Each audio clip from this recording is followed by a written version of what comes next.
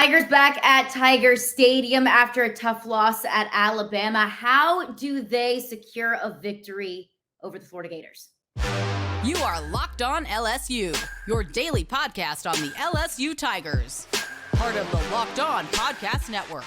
Your team every day.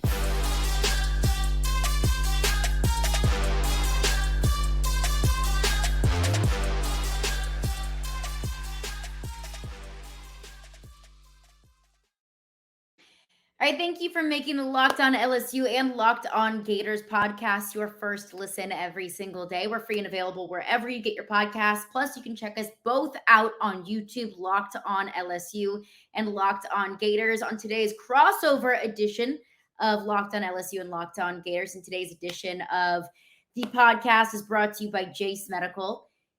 Empower yourself when you purchase a Jace case, providing you with a personal supply of 5 antibiotics that treat 50-plus infections. Get yours today at jacemedical.com. That's J-A-S-E medical.com. Caroline Fenton here with Locked On LSU, Brandon Olsen with Locked On Gators. Let's kick it off today. Just general vibe. Florida coming off of a loss over Arkansas. How we feeling? How we doing? I am ready to be hurt again. That is kind of the only approach I can take. Like, I watch LSU's insane offense, and I watch Arkansas, their first game, an offensive coordinator that is calling the first game of his career with a terrible offensive line, and I watch them put up almost 500 yards against Florida. Vibes are not well for me. That's I will tell you. I'm looking at just a rough one. Like, I'm gonna need Tums. I'm gonna need anything that can calm me down because I'm not looking forward to this one. And I think LSU fans can probably relate just based off of the schedule so far. Arkansas, heartbreaker, heart stopper kind of game. Missouri came down to the wire. Ole Miss obviously comes down to the wire last week against Alabama. Like, we felt that like heart pounding through your chest kind of game. What is the problem at Florida? Graham Mertz has been better than advertised. Like, I kind of went into this season thinking that Devin Leary was going to be the golden child, new SEC transfer quarterback. Graham Mertz has impressed me. He's not the problem, is he? No, he's been, considering what the expectations were, he's been amazing. Like, when we talk about it, yeah, I spent about 8 months going, Graham Mertz is going to be better than Wisconsin, but he's still going to be average. And a big part of it is just his offense is going to be not stuck in 1905 like it was at Wisconsin. Mm-hmm. And he's just been straight up good. I get it. His average depth of target isn't throw the ball downfield. He's doing his job. He's doing everything he's asked to do and then some. So it's not Graham. I think a big part of it for me is the offensive line. I don't care what your scheme is. I don't care what your play calling is. If your offensive line screws the pooch every single play or almost every play, it's really hard to run an offense. And crazy, for me, I think it's wild that when you have 5 guys who are then tasked with one of the most important jobs and they suck at it, bad things happen. And I think for me, that's what it is. Like, Florida has good players on the offensive line. They're just not a good unit when you put them together. And it's really hard to be like, hey, we're going to be a run-first offense when you can't run the ball. And when you can't block for what I think is probably the second best running back duo in the SEC behind Tennessee and that trio of running backs that they have. But Florida's been a puzzling case to me this season. They beat Tennessee earlier. I'm probably asking the $1 million questions here, and there might be questions that nobody has answers to. But you beat Tennessee, a very good Tennessee team that it's a long shot, but still has an opportunity to get to Atlanta and represent the SEC East in the SEC championship game. You beat them earlier this season, and granted, it was in the swamp, and the swamp effect is real, just like how LSU fans know that the Tiger Stadium effect, especially at night, it's real. Graham Mertz puts up over 400 passing yards against South Carolina, and granted, bad secondary, and we'll get into that, speaking of bad secondaries. But then they lose to an Arkansas team that put up 3 points at home against Mississippi State. I what is Florida? Like what do you think is Florida's greatest strength and what is their greatest weakness? I think their biggest weakness is, and I feel like this sounds like a cop out. I think their biggest weakness right now is just their youth. I think that's the big reason that they're so inconsistent because they have a very young roster, one of the youngest in the SEC, and I think there's one senior starter. And so this is such a young team that's where you get the inconsistency. You see Billy Napier in his Monday presser, where he's just like, we're trying to put together a complete game. I have Florida Gators starting tight end Hayden Hansen on my show every Wednesday. And even this week and previous weeks, he's been like, it's week 9. We're still trying to put together a complete game. And that's to me what worries me the most, that it's week 9 and we have not seen a game where the offense and the defense and special teams all work out. Sorry, not special teams, game changers. Billy Napier. I got it. Game changers, where they all work out Is that together. what he calls them? Yes, yes. They don't have a special teams coach. It's a game changer coordinator, Chris Couch. That's No. to be fair, he never promised they were going to positively change the game. So No. they're still game changers. But I think that having the youth is I why hate that. but no one likes it. Literally Okay. no Good. one likes it. Uh, but I think that's the main reason that we've seen such general inconsistency is the youth. And as for the strength, you got me. I guess you look at Ricky Pearsall, Eugene, like you look at the Totally. true freshmen. I think that you look at the young players and you go, that is your biggest weakness and your biggest strength. Having Mhm. a potential true freshman All-American and Jordan Castell at safety, having Eugene Wilson the third at receiver, having quite a few guys where you look at the youth. I mean, Arlis Boardingham's a redshirt freshman. He's one of the best pass catchers on the team. Hayden Hansen, redshirt freshman. He's got a better pass blocking grade than almost the entire offensive line. He hasn't allowed a pressure, and he's basically 6th offensive lineman. So I think the youth here is your greatest strength and your greatest weakness, as much as Mhm. I may hate to say it. And that kind of sucks at the same time to go, there's not a true, just great strength. And you could look at it like that's 2023's greatest weakness and 2024 and 2025's greatest strength. And that's just what happens when you change coaches, when you're going through kind of a rebuilding era, when your former coach decided just recruiting wasn't very important. You got some rebuilding to do. And the way that Florida's recruiting right now, I mean, top 3 recruiting class in the 2024 class, you at least have the future to look to, which talking about the future in November isn't very fun. I get it. I understand. But at least exciting things on the horizon for the Florida Gators. But you talk about game changers. So let's talk about the game changer of all game changers, Jayden Daniels.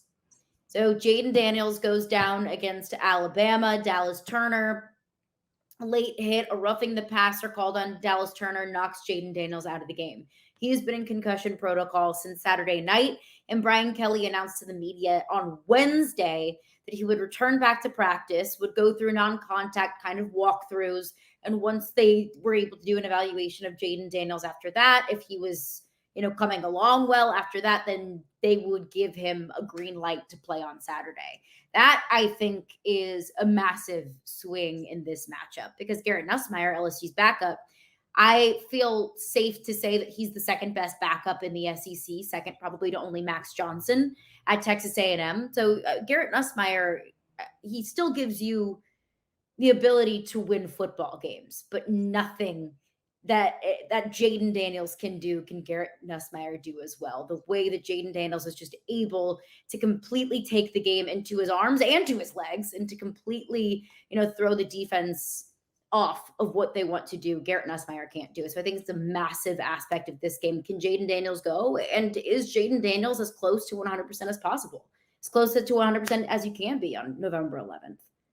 Yeah, I think that for me is what, like, I'm terrified either way because even like once Jayden Daniels got hurt, I was like, oh my God, Garrett Nussmeier's dad used to be the offensive coordinator at Florida. They used to dunk on him relentlessly. Garrett's gonna come out and throw for 500. And like I was just, Like I'm he ready. could. Yeah, I'm just ready. I'm just ready for pain. That's it. Jayden Daniels, I think, I don't think that he is the best dual threat quarterback in the country. I think that I'd probably give that one to Caleb Williams with how often he runs. But I think that there's not a single better runner than Jayden Mhm. Daniels. I don't think there's a single more dangerous quarterback than Jayden Daniels, just because he can create. And that hurts my soul I hated him at Arizona State. And when he came to LSU, I was just like, oh, they're going to suck. And then he came out and he's been incredible. Like not just incredible based on the expectations like we talked about with Graham Mertz. Jayden Daniels has just genuinely been incredible. So his performance or his availability completely changes the game. Like I think that Florida could maybe make Garrett Nussmeier struggle a bit. You know, he's not a super experienced quarterback. They're going to throw a ton of different looks at him.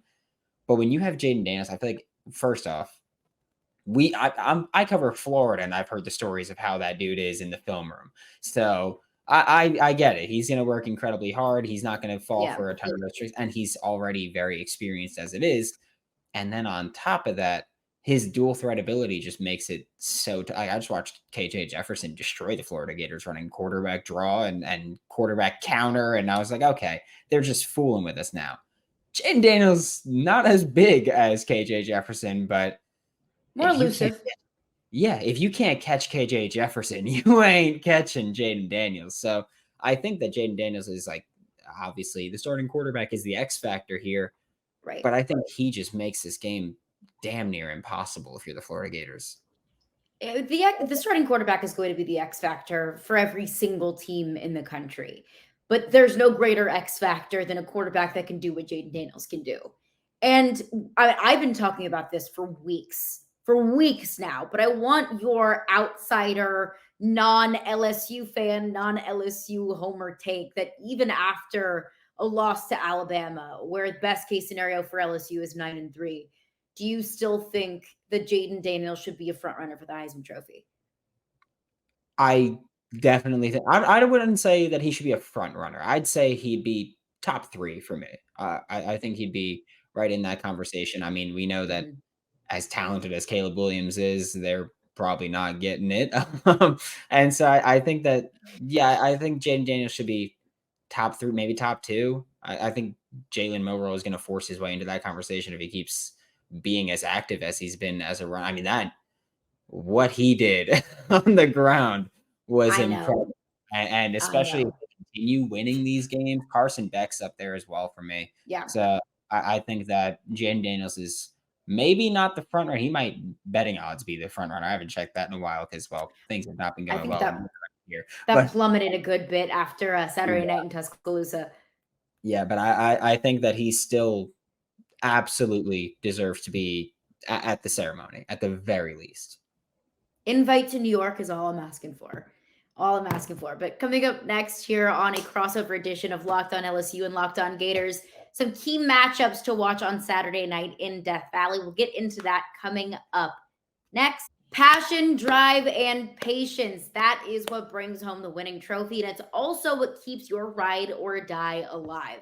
eBay Motors has everything that you need to maintain your vehicle and level it up to peak performance. From superchargers, roof racks, exhaust kits, LED headlights, and so much more. Whether you're into speed or power or style, eBay Motors has got you covered. With over 122 million parts for your number one ride or die, you will always find exactly what you're looking for. And with the eBay Guaranteed Fit, your part is guaranteed to fit your ride every single time or your money back. Because with eBay Motors, you're burning rubber, not cash. So with all the parts that you need at the prices that you want, it's easy to turn your car into the MVP and bring home that win. Keep your ride or die alive at ebaymotors.com. Eligible items only. Exclusions apply. eBay Guaranteed Fit only available to U.S. customers.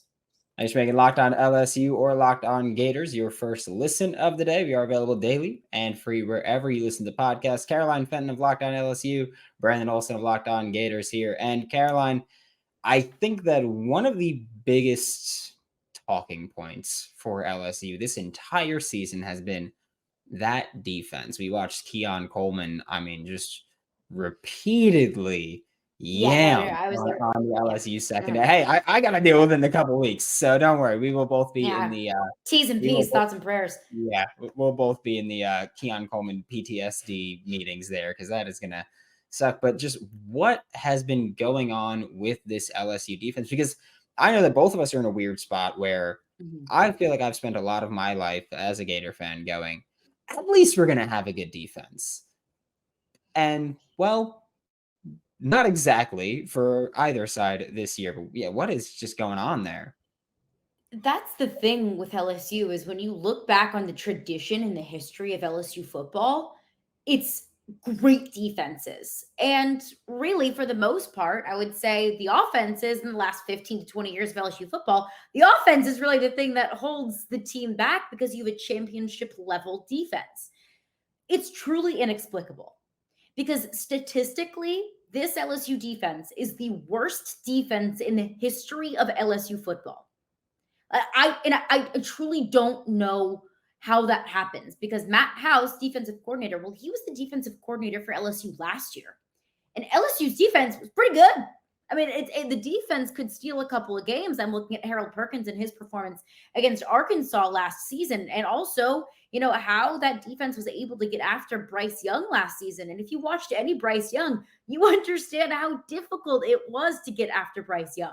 So you return Matt House this season. You bring back Harold Perkins, who last season was one of the best defensive players in all of college football. And you get back a future first rounder in Mason Smith, who tore his ACL in the first game of last season against Florida State.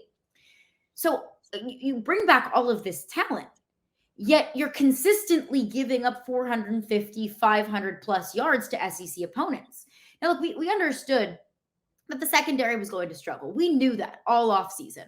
Last year, Brian Kelly and defensive coordinator Matt House, they were forced to go to the transfer portal to rebuild the secondary. And they kind of patched it up with duct tape and prayers. And it worked really for the most part. But they were forced to do that again this year. And instead of replacing the secondary with pieces like from Oklahoma State and Arkansas, like they did last year, they picked up players through the transfer portal from Marshall and Southeastern Louisiana and Syracuse. So no disrespect to those programs and those players, but there's a certain expectation of talent at LSU that those players just don't meet. So we knew that the secondary was going to struggle. I didn't expect the defense to, as a whole, to struggle as much as it is. I didn't expect the defense as a whole to be statistically the worst in program history. And if you go back to 2020, that Bo Pelini defense was pretty miserable. And this is worse than that. And I think the most frustrating thing as an LSU fan is this is a championship offense. This is the best offense in the country. You don't need your defense to be elite. You don't even really need your defense to be good. You don't even really need your defense to be average. You just need your defense to not hurt you every single week. You just need your offense to be better than your defense to be better than horrendous. And it can't be. And that's what's costing you football games. That's what's costing you your second trip to Atlanta in 2 years. Yeah, as you're talking about that, I just kept thinking of how stark of a difference it has to be from I remember 2015 watching Florida versus LSU and watching LSU have one play where the receiver went in motion 3 times and then they just ran it right up the middle and it was no game. And it was one of the Les Miles offenses, baby. Yeah, it was one of the stupidest things I've ever seen. And it was always, you just need your offense to be not terrible. Yeah. And now you're on the exact flip side. And that just, I take joy in it being a Florida Gators fan, but I'm also just man, that has to suck. I'm not even in a position to be oh, you need to be average at anything because we're not. And I think that the toughest part about it too is so many games this season. Alabama, Ole Miss, Missouri, Arkansas. So many times I've said, can you let them hurry up and just score so we can get the ball back and we can score? It's almost like your opponent scoring a touchdown is a relief because you know that you get the ball back and you can score too. And it's almost like when you score, a part of my heart sinks because I know that means the defense has to go back out on the field. That's what we're working with. That is some twisted football that's being played. And it's cost LSU this season. And you ask what's going on. I have no I have no answer for you. No answer other than coaching. Yeah, I like that this crossover is actually just $1 million questions where people who get paid a hell of a lot more than $1 million. They're probably the issue here. That's right. Exactly what we're looking at. I will say, you mentioned someone a few minutes ago in Harold Perkins, who I don't think I've shared this story, but when Harold Perkins committed, I was in Mobile at the Senior Bowl, and I was in the car with Dylan Sanders, who covers LSU for 24/7. Friend of the And pod, he's the best. yeah. And we were both in the car just watching this commitment. And he, of course, started screaming like directly in my face when Harold Perkins picked LSU. But he's not even like a linebacker. He's not an edge rusher. He's just defensive weapon. He's like what He's Isaiah just Harold Simmons. Perkins. Yeah, he's just Harold Perkins. What is up with his usage at times? Because I feel like there's just certain plays where, or certain games where I watch and I'm just like, well, I feel like he's just not being used like the weapon, like he should be a weaponized defensive player. And I feel like at certain points, I'm just watching him not be allowed to freely roam like he should be. That's the problem. And when we watch that Florida State game and Harold Perkins is essentially a non-factor, not essentially, he was a non-factor because Matt House wanted to put him at inside linebacker. I thought that was defensive malpractice. And I thought that that game alone was a fireable offense because you are taking your greatest weapon, and you are taking him out of the game essentially. And for what? To make him a more well-rounded NFL product? That's not your job. That's his NFL coach's job, is to figure out where he fits best in an NFL defensive scheme. Your job is to win football games, and you win football games when you let Harold Perkins see ball and get ball.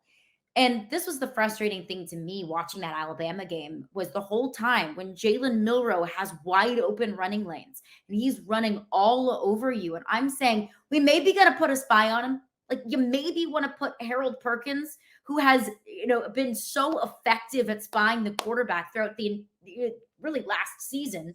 You maybe want to put him there and try to get a little bit of pressure on Jalen Milroe. And that's what Brian Kelly said in his press conference on Monday was their biggest regret. One thing that he wishes that he could have gone back and changed against Alabama is putting a spy on Jalen Milroe. And I'm thinking to myself, well, why didn't you?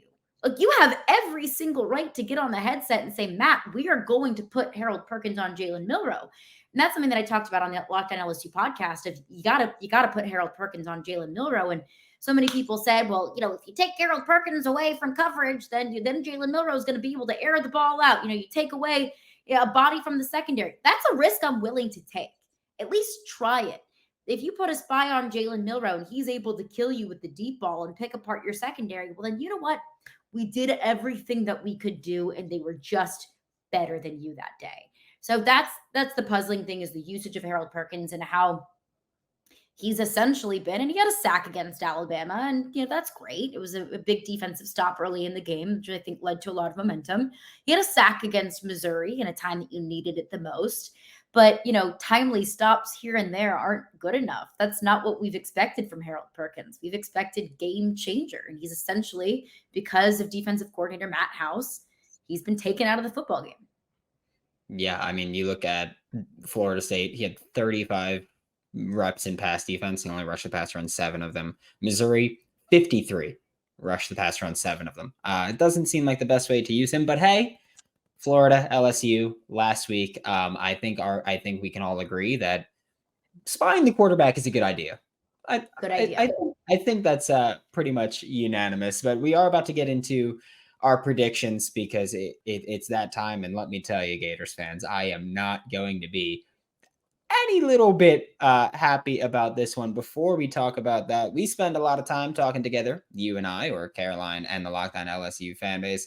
We get fired up together on wins and losses, and we'll probably do that this weekend. Who starts, who sits.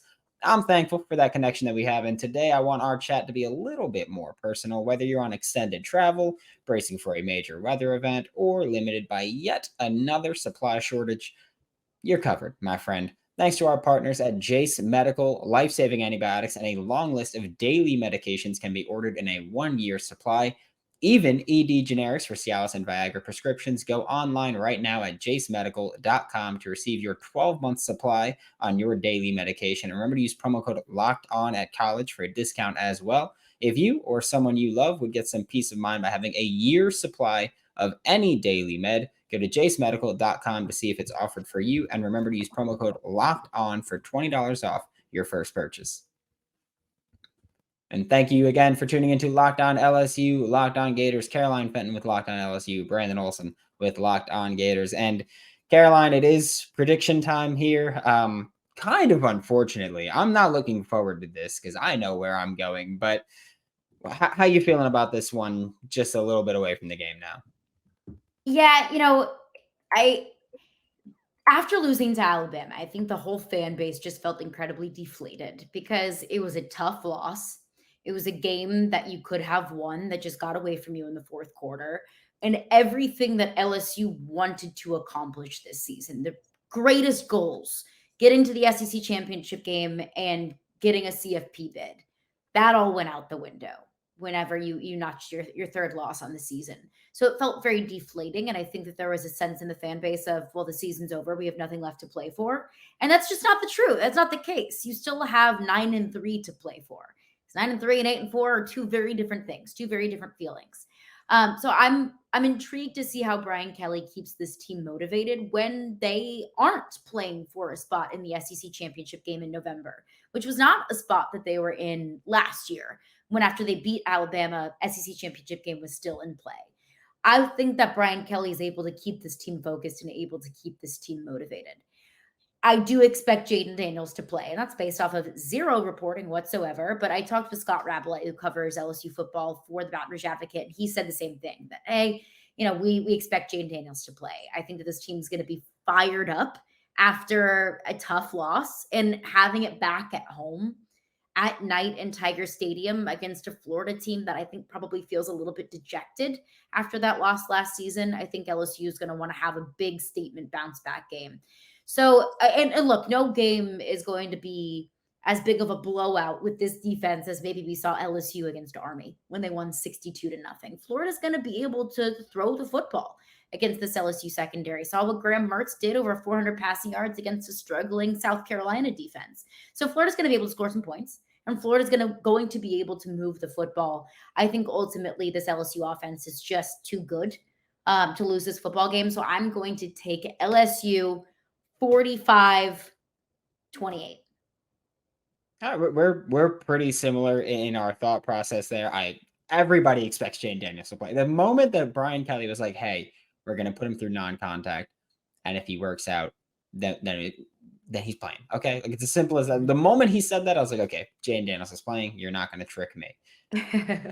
And I will say this, and I've said this 1,000 times on my show about coming into the swamp and winning.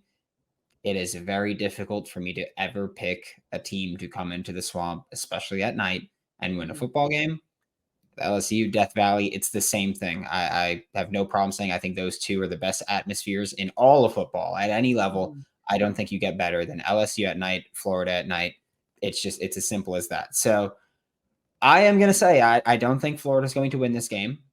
I think they can, but it's not likely. I think it's a very long, hard road to get there. You have to not only slow down Jayden Daniels, but you've been bad defending power run. You got to stop that too. And yeah, we'll see how that one works. But I think that LSU takes this one. I also think LSU scores about 45. I think we see basically last year. I think we're going to see 45-35. I think that this Florida offense can put up points. We'll see how they do it because I think that LSU's been susceptible against the run and the pass at certain times. So we'll see how Florida does it, but I don't see how. Like if you lose to Arkansas at home, I get it, 2-6, a great 2-6. All their losses were close. If you lose to them at home, I don't think I can realistically go, oh, you can go into Death Valley and win. I think that's a bit silly there. So I think LSU 45-35, and it's an LSU win there because, like you said, 9-3 is a hell of a lot different than 8-4, and that's your easiest path to get there now. Question for you before we wrap up. Florida's remaining schedule: at LSU, at Missouri, hosting Florida State to round out the season. Florida's sitting at 5 wins right now. Do you see a path to a bowl game? I do. I don't think LSU's the game I think you're least likely to win if you're Florida. I think that you can go into Missouri, and I think you can win. They've kind of slowed down a bit offensively, and that's been my big concern with them of stopping them. And Florida State has just had quite a few games where they haven't shown up. I mean, last year, Florida State's team, they hosted Florida, a bad Florida team missing a lot of starters, and they won by a touchdown late, and it came down to a missed Hail Mary by Anthony Richardson where he threw it like into the 16th row. It was ridiculous. But I think that you can win Missouri. I think you can win Florida State. I think LSU is the least likely game for Florida to win this year. Just the matchup, it absolutely sucks for you if you're Florida. It's one of those things where I don't know how you stop Jayden Daniels. I can look at every other game and say, you can slow him down. Not LSU. It's a tough matchup. It's a tough environment. And I know it's going to be a good one because LSU and Florida, it's always a treat for anyone who loves good college football. For Brandon Olsen, I'm Caroline Fenton of the Locked On LSU podcast. Make sure that you subscribe to the Locked On Gators and Locked On LSU podcast. You can also check us out on YouTube as well. Thank you for making us your first listen every single day.